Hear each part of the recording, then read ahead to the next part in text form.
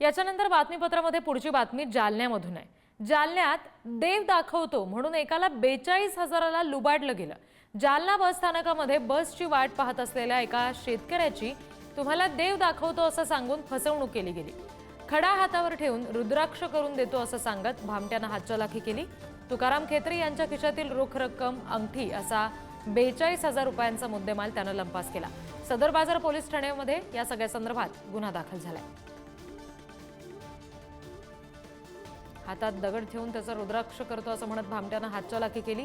शिवाय तुम्हाला देव दाखवतो असं म्हणत 42,000ला या भामट्यानं संबंधित शेतकऱ्याला लुबाडले। आणखी तपशील घेऊया। प्रतिनिधी गौरव साळी आपल्याशी जोडले गेलेत त्यांच्याकडून। गौरव, संबंधित भामट्याला पोलिसांनी ताब्यात घेतलंय का, कारवाई केली आहे का?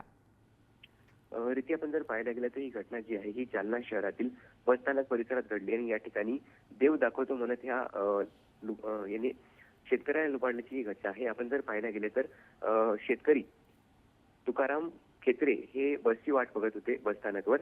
त्याच वेळेस हा भामटा आला। त्याने त्यांच्या हातामध्ये एक रुद्राक्ष ठेवतो असं म्हणत दगड ठेवला आणि तुम्हाला मी देव दाखवतो असं सांगून त्यांच्याजवळील सोन्याची अंगठी आणि त्याच्याजवळील रोख रक्कम असं एकूण 42,000चा जो मुद्देमाल आहे तो चोरून नेलेला आहे। आपण जर पाहायला गेलं तर भर दिवसा ही घटना घडलेली आहे, त्यामुळे एकच खळबळ उडालेली आहे। या प्रकरणी आता सदर बाजार पोलीस ठाण्यामध्ये गुन्हा दाखल झालेला आहे आणि पोलीस जे आहेत ते अधिकचा तपास करीत आहेत। प्रीती जी, धन्यवाद सगळ्या तपशिलांसाठी गौरव।